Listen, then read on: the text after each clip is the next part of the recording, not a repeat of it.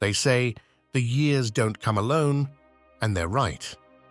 Over time, we don't just accumulate experiences, we also carry habits, beliefs, and worries that make life heavier than it needs to be. So today, we're going to talk about things that, as the years go by, you should start letting go of. Not because that's what the gurus say, but because I assure you, if you do, you'll live much lighter. And don't worry, this isn't about recycled advice or self-help quotes. We're going to draw on Stoic wisdom to see how Marcus Aurelius, Seneca, and others faced life without being crushed by unnecessary burdens. Because let's be honest, some things simply no longer serve us, they just get in the way. So come along with me. Today, we're diving into 10 things that, if you leave them behind, you won't just live better, you'll live freer. And in the end, who doesn't want that? Let's get started. Let's start with the most basic but also the hardest thing to accept. Stop worrying about what you can't control. I know you've heard it before. It's that piece of advice everyone gives you, but deep down, it never quite sinks in. Because let's face it, being human is practically synonymous with worrying. It's as if it comes in the package. We worry about the weather, the economy, what so-and-so thinks of us, whether the morning coffee was strong enough, and the list goes on. But this is where the Stoics give us a much-needed reality check. Gently, of course. Marcus Aurelius, the guy who ruled the Roman Empire while writing a journal on how not to lose his mind as everything around him crumbled, left us with a key lesson. There are things you can control and things you can't. Period. No gray areas, no fine print. Either you can do something about it or you can't. And if you can't, my friend, then why on earth are you still worrying about it? Imagine life as driving a car on an endless road. You've got your hands on the wheel, but you can't control if a storm suddenly breaks out, if a truck makes a bad pass, or if there's a pothole you didn't see. You can only control your car, your movements, your reactions, and there's the trick, your reaction. That's what you can control. Everything else is just background noise. So, how do we stop worrying about the rest of that noise? This is where a simple yet powerful Stoic exercise called circles of influence comes in. It's super easy. Grab a pen and paper, or just use your mind if you're more modern, and draw 2 circles. In the inner circle, write everything you can directly control, your actions, your decisions, your attitude. And in the outer circle, put everything you worry about but that is completely beyond your control. Other people's opinions, the future, the past, the weather, global politics, the never-ending line at the bank. The trick here is realizing that most of what's on your mind is usually in the outer circle, where you have no control. Now comes the hard part. Accepting that things you can't control shouldn't control you.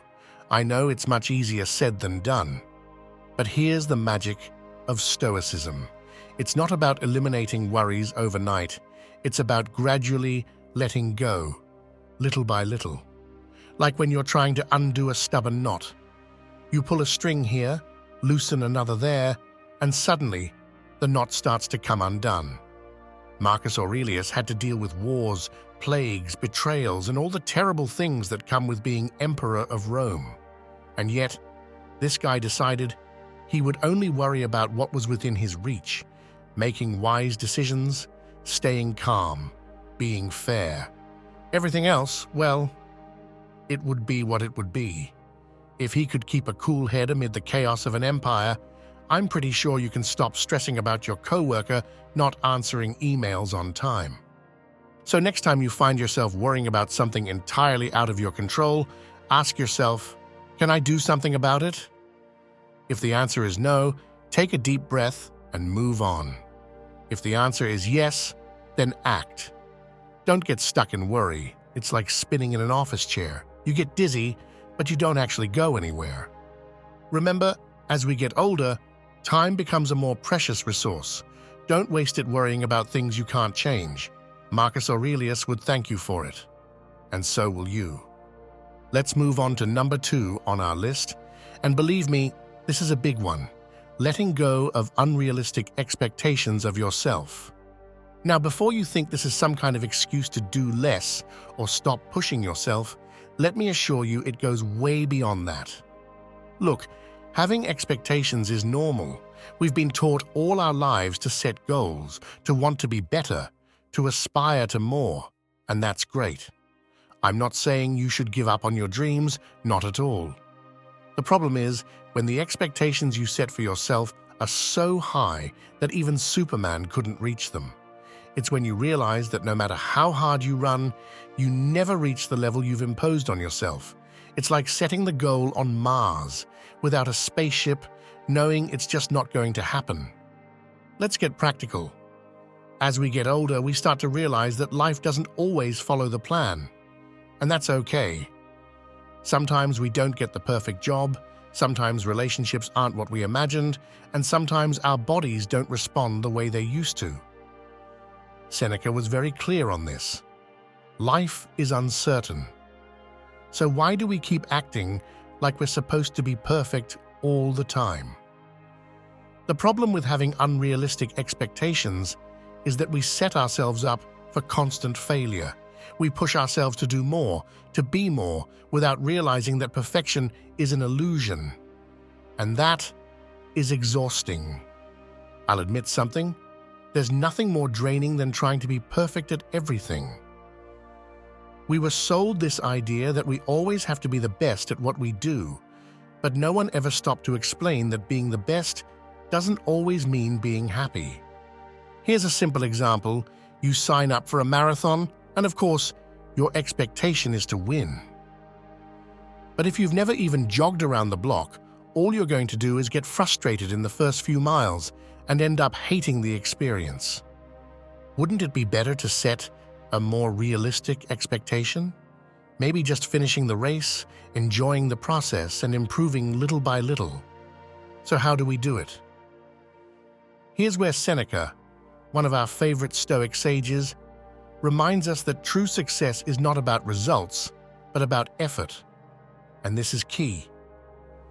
The modern world is obsessed with results, with the idea that only matters if you come in first, if you get the top position, or if you make $1 million.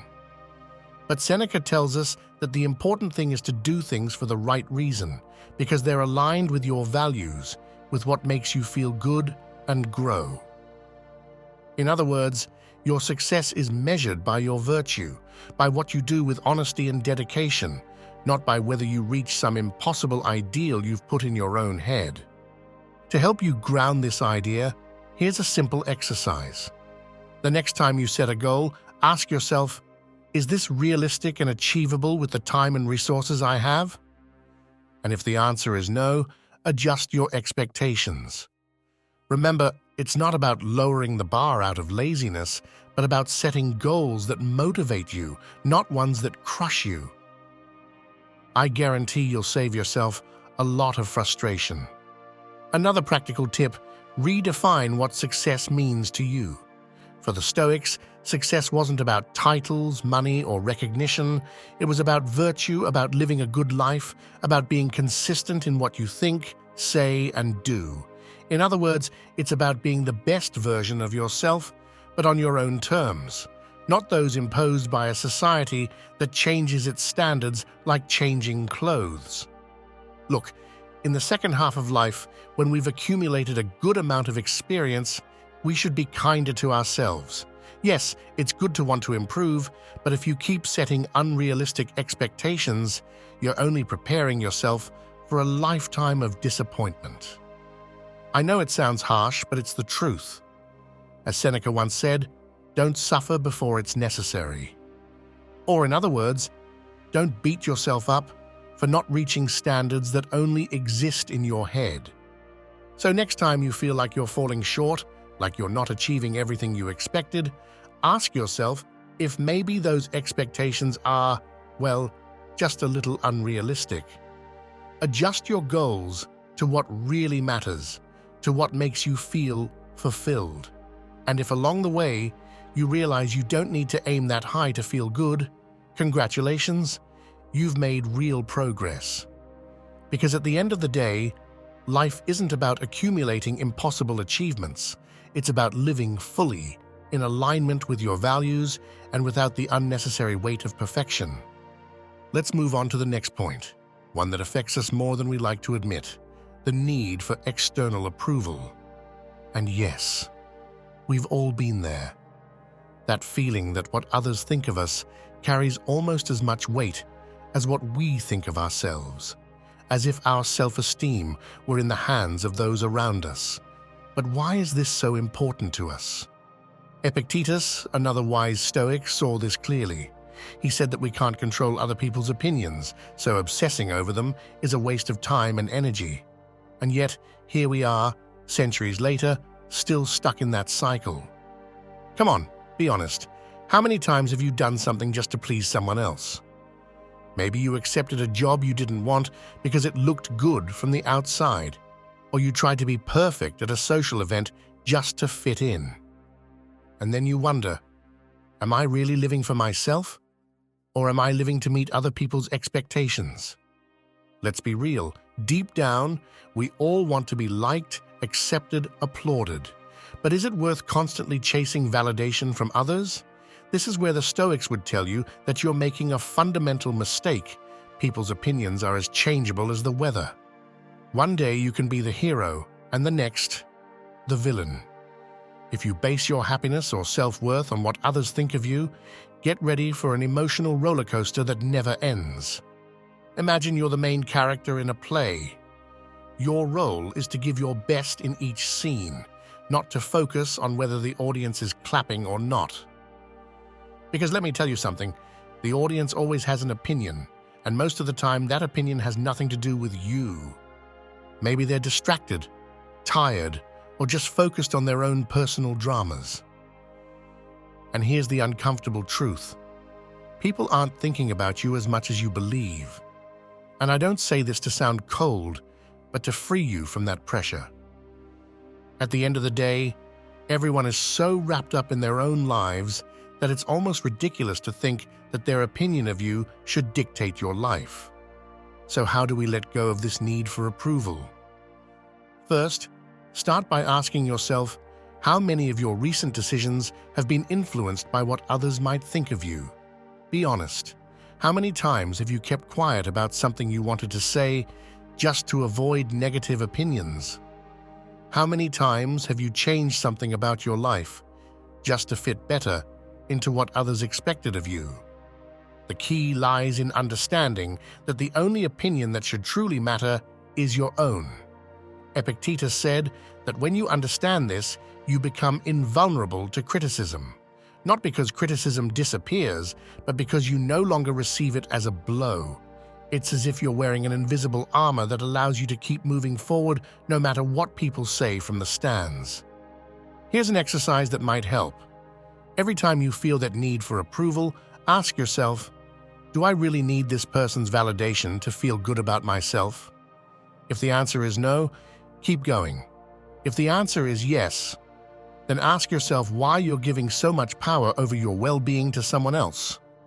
In fact, a useful mental trick is to imagine other people's opinions as the wind. It can change direction at any moment, and if you try to shape your life around that wind, you'll end up lost, directionless, and worst of all, without a true sense of identity. So let the wind blow, but don't let it carry you along with it. As we grow older, the truth is that this point becomes even more important. Because with age comes the realization that we no longer have time to live according to what others expect of us. Life is too short to keep seeking applause that will never fill the emptiness only you can fill. So the next time you feel that need for approval, take a deep breath, remember that you are the sole owner of your life, and keep acting according to your own principles. Because in the end, what matters isn't how many people applauded you, but whether you feel good about the role you played in this play called life. And trust me, that's worth far more than any fleeting applause. Now, on to the fourth point, and this one goes straight to the heart, letting go of toxic or unfulfilling relationships.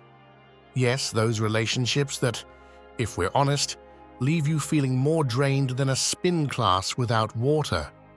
We've all had them, people who, instead of lifting you up, drag you down, or who are simply there out of inertia, like that plant in the corner you never water but also never throw away.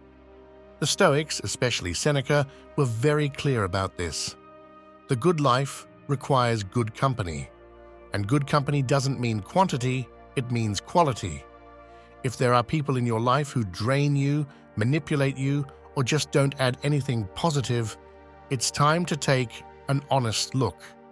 You don't have to be cruel or make a soap opera scene out of it. It's simply about recognizing that over time, priorities change, and not all relationships are meant to last forever. Think of it like a garden. For your plants to grow strong and healthy, you need to pull the weeds. It's nothing personal, it's just part of life. Surrounding yourself with people who inspire, support, and encourage you to be better is an investment in your own well-being. What's the point in keeping relationships that only wear you down? So when you realize you're in a relationship that doesn't serve you, whether it's a friendship, a job, or something else, ask yourself, is this helping me grow, or is it keeping me stuck? If it's the latter, it's time to make room for something better. If you're enjoying what we're talking about so far and feel you're learning something valuable, don't forget to subscribe and give a thumbs up to support this type of content. We still have a lot to explore, so I encourage you to stick around until the end, because the most revealing insights are yet to come. For those of you truly committed to learning and applying these Stoic teachings, I have a final reflection that's going to surprise you and could make a big difference in your life. And tell me, which country are you listening from? I'd love to know. Let's keep going. Now on to number 5, one of those things that can linger in our minds without us even realizing it. Letting go of the fear of change and the unknown. The older we get, the more comfortable the status quo becomes, right? We cling to what we know, like a life raft, while looking toward the future with distrust, as if it were a shark circling us. But here's the trick. Change is inevitable. Denying it is like trying to stop a wave with your hands. The Stoics, especially Marcus Aurelius, understood that change is not just a part of life. It is life. Everything is constantly in motion. Thinking things will stay the same forever is a fantasy that only leads to frustration. Heraclitus put it well. You cannot step into the same river twice, because neither you nor the river are the same. Fear of change is natural, yes, but here's the thing. That fear doesn't fade over time. Instead, it can turn into a subtle paralysis. And that's where the real danger lies. We get stuck because we're afraid of what we can't control. But as we've already seen, controlling everything is an illusion. So rather than resisting change, the Stoics teach us to embrace it as an opportunity. Not something to fear, but fertile ground for growth. To help you cope with that fear, here's a practical exercise used by the Stoics: negative visualization. What's the worst that could happen if that change takes place? Imagine the most catastrophic scenario. Will you lose your job? Will a relationship end? Will you have to move somewhere unfamiliar? Once you visualize the worst-case scenario, you realize that, while it might be uncomfortable or painful, it's something you can overcome. And often, the scenario is less terrifying than your mind makes it out to be. Next time you face a change, instead of getting paralyzed by fear, ask yourself, what can I learn from this? Because if you think about it, change always brings something new. And though it might not seem that way at first, it always leaves us with a lesson. In the end, embracing change is what keeps us alive and moving, while fear only leaves us trapped in the same place. Now on to number 6, one of the most freeing things you can do: letting go of grudges and resentment. Because let's be honest, holding on to resentment is like carrying a backpack full of stones. Every time you think about that person who hurt you or that unfair situation you went through, you add another stone to your back. And the worst part? Most of the time, the other person doesn't even know or care. You're the one still carrying all that weight. The Stoics, especially Marcus Aurelius, had a very clear stance on this. Holding a grudge serves no useful purpose. Clinging to what someone did to you in the past is like trying to heal a wound while constantly picking at it. Marcus Aurelius wrote that offenses are temporary, and our response to them should be as well. Why? Because in the end, resentment only poisons you. It's like hoping the other person suffers while you keep hurting yourself. So how do we let go of that resentment? Here's a simple but effective exercise. Whenever you feel resentment rising up, try to look at the situation from a wider perspective. Ask yourself, does this really affect me as much as I think it does? Is it worth dwelling on? The answer almost always will be no, almost. Another Stoic technique that can help is the premeditation of evils, where you mentally prepare for others' offenses. This isn't about being pessimistic, but about accepting that in life, people will disappoint, hurt, or be unfair. And that's outside your control. What you can control is how you choose to respond, with resentment or with the ability to let go. At the end of the day, letting go of resentment isn't a favor you do for someone else, it's a gift you give yourself. And when you manage to do it, that backpack of stones you've been carrying finally stays on the ground, and you can walk much lighter. Now on to number 7, which probably sounds familiar. Letting go of constant comparisons with others. Because let's be real, in a world where we're connected 24/7 to the seemingly perfect lives of others, it's all too easy to fall into the comparison trap. You know how it goes. Why does so-and-so have that job and I don't? Look at the house they have. Why don't I have that person's body or lifestyle? And so it goes, measuring our happiness with the wrong ruler. The Stoics saw this habit as a dangerous trap. Epictetus taught that the only valid comparison is with yourself, your progress, your effort to be better than yesterday. Comparing yourself to others is unfair because, to start with, you're not seeing the full story. You're only seeing the part of the story they choose to show. It's like comparing your entire movie to someone else's trailer. And surprise, trailers are always edited to show only the best parts. Let's be clear. Everyone is on their own path with their own challenges and lessons.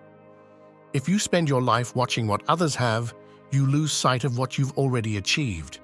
It's like being in a race, but constantly looking to the side instead of focusing on your own lane. Where's that going to get you? Nowhere. So how do we stop falling into this trap?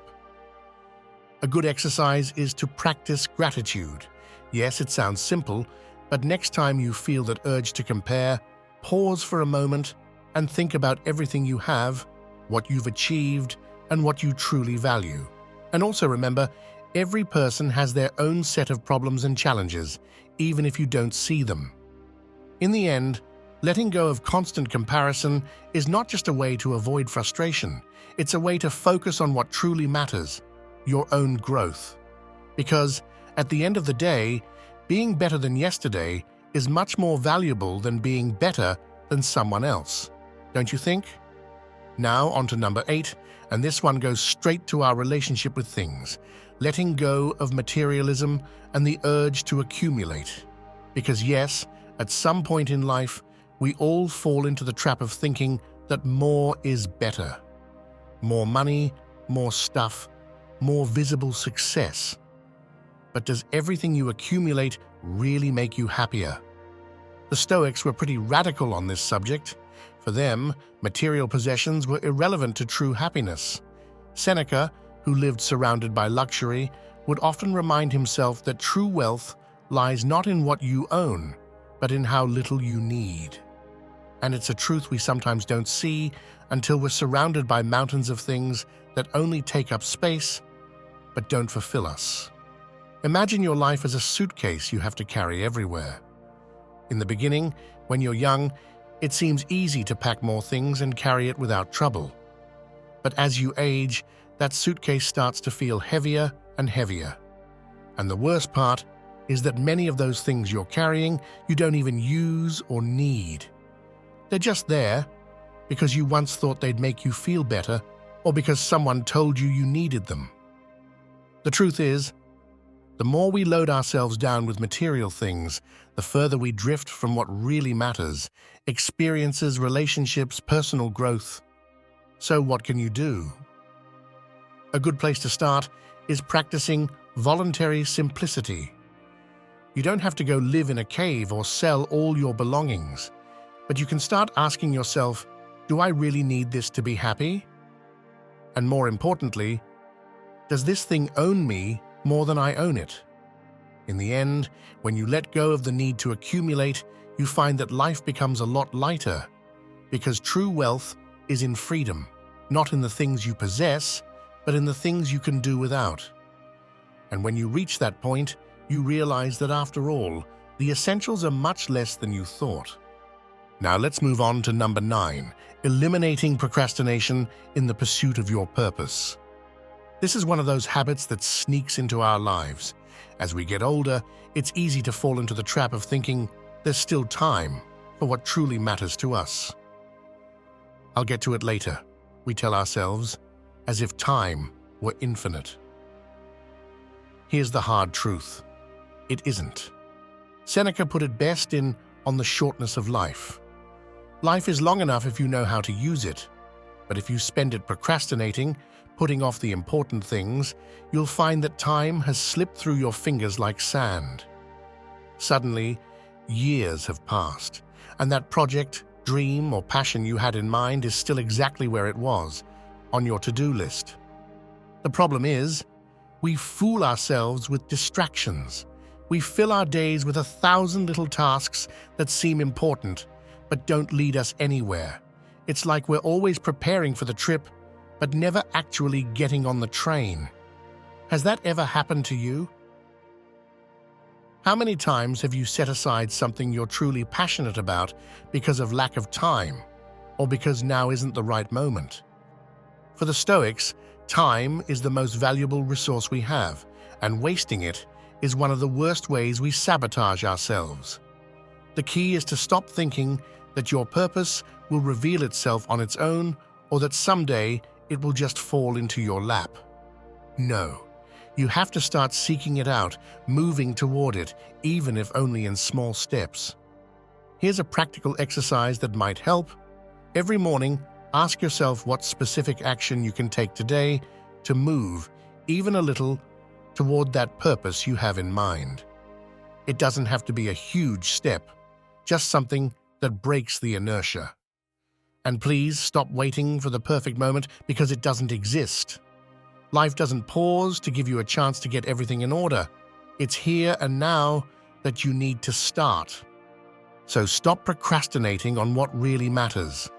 Because while time keeps moving forward, the worst thing that can happen is to never take that first step. And believe me, nothing is more frustrating than looking back and realizing that the only real obstacle was yourself. Now for number 10, letting go of nostalgia for the past. Nostalgia, the emotional trap that makes us look back through rose-colored glasses. You probably know the feeling. Everything was better back then. Those were the days. I wish I could go back. And while there's nothing wrong with fondly remembering some moments, living stuck in the past is a one-way ticket to dissatisfaction. The Stoics understood well that life happens in the present, here and now. Epictetus made it clear, the past no longer exists and the future has yet to arrive. So why do we insist on staying anchored to what once was?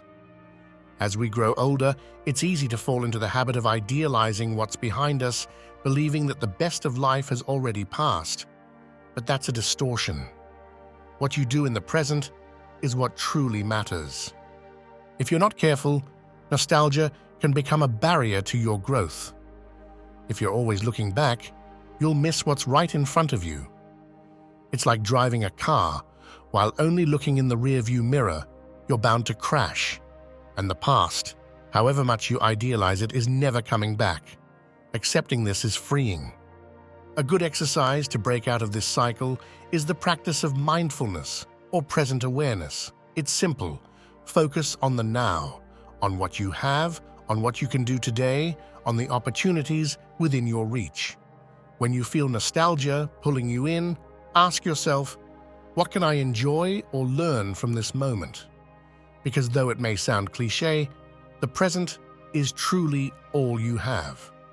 So instead of getting stuck in nostalgia, start fully living in the present. The Stoics would remind you that what has passed doesn't define what's to come. The real power lies in today, in how you choose to act, think, and feel. And that, more than any memory, is what builds a fulfilling life. So here we are, at the end of this journey, yet perhaps right at the beginning of something much greater. Today we've talked about what we need to let go of as we move forward in life, and it's not easy, I know. Letting go of things, ideas, relationships, expectations. It's not something you do overnight, but if there's one thing we can learn from the Stoics, it's that true wisdom lies in accepting what is and living with a lightness that allows us to grow. Sometimes, carrying less gives us so much more. In the end, what truly matters isn't what you have or what others think of you, but how you choose to live your life. And if you can let go of those burdens that no longer serve you, I assure you the path will be much freer and fuller. Remember, we don't control our circumstances, but we do control how we respond to them. And that, my friend, changes everything. If this is your first time on the channel, I invite you to subscribe and turn on notifications so you won't miss any of the topics we'll be covering. Here, we talk about personal growth, Stoicism, and how to live better, lighter, and with more purpose. And if you've made it this far, it means you take your own growth seriously, and that deserves recognition. So, to know who the committed ones are who made it to the end, comment the phrase, "I am Stoic," and tell me where you're listening from. I'd love to know which country you're connecting from, who's walking with me on this journey of self-discovery. And before you go, don't forget to share this video with someone who needs it. Sometimes, a few words can make a real difference for someone looking for a new perspective. Take care and see you soon.